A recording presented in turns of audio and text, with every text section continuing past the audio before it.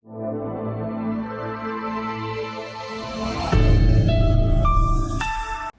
मेरे नन्हे दोस्तों, स्वागत है आपका आपकी अपनी हिंदी की कक्षा में। और आज हम कराने जा रहे हैं वाणी श्रृंखला मेरी हिंदी व्याकरण से पाठ 5। और हमारे पाठ का शीर्षक है, आज हम जो सीखने जा रहे हैं वो है संज्ञा, यानी कि नाउन।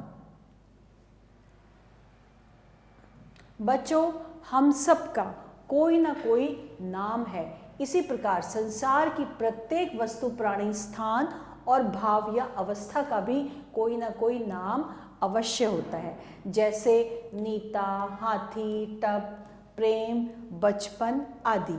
तो उपर्युक्त चित्रों में नीता एक व्यक्ति का, हाथी एक प्राणी का, टब एक वस्तु का और प्रेम तथा बचपन भाव के नाम हैं।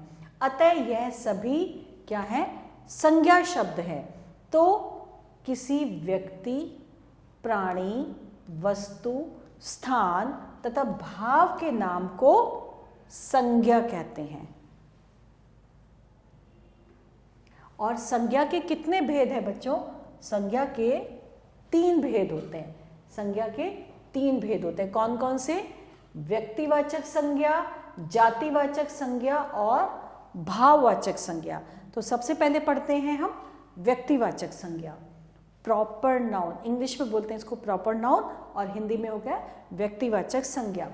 विशेष व्यक्ति, स्थान या वस्तु के नाम को व्यक्तिवाचक संज्ञा कहते हैं, जैसे सोनिया, मेरठ, पटियाला, भगवत गीता, गुलाब आदि। ठीक। और अब जातिवाचक संज्ञा। जिन संज्ञा शब्दों में से एक ही प्रकार के सभी प्राणियों और वस्तुओं का बोध होता है, उसे हम क्या बोलते हैं? उसे हम कहेंगे जातिवाचक संज्ञा, जैसे बंदर, गाय, बच्चा, अध्यापक, मंदिर आदि। यानी कि एक ही प्रकार के सभी प्राणियों का और वस्तुओं का जो बोध होता है, हमें पता चलता है, उसे हम बोलते हैं जातिवाचक संज्ञा। और अब थर्ड नंबर है, तीसरे नंबर की है भाववाचक संज्ञा। वो कौन सी संज्ञा होती है बच्चों? जिस शब्द से किसी वस्तु या व्यक्ति के भाव, दशा या स्थिति का बोध हो, उसे बोलते हैं हम भाववाचक संज्ञा, जैसे बुराई, महंगाई, सुंदरता, नम्रता, हंसी, हरियाली आदि। ये क्या कहलाते हैं? ये कहलाते हैं भाववाचक संज्ञा।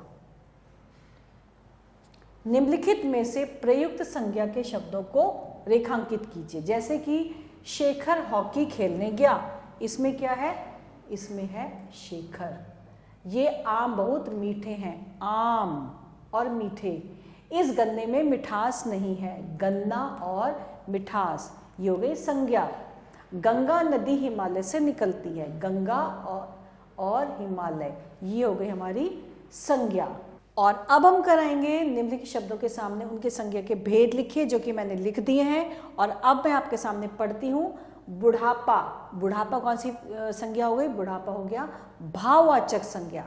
हंसी, हंसी भी भाववाचक संज्ञा। सोनिया, क्योंकि नाम है पर्टिकुलर, तो ये हो गया व्यक्तिवाचक संज्ञा। बच्चा, बच्चा जातिवाचक संज्ञा।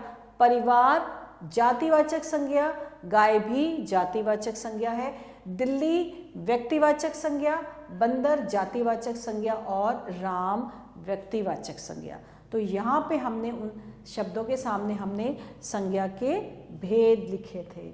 और इसके साथ हमारा ये वाला पाठ संज्ञा यहीं समाप्त होता है। आभार।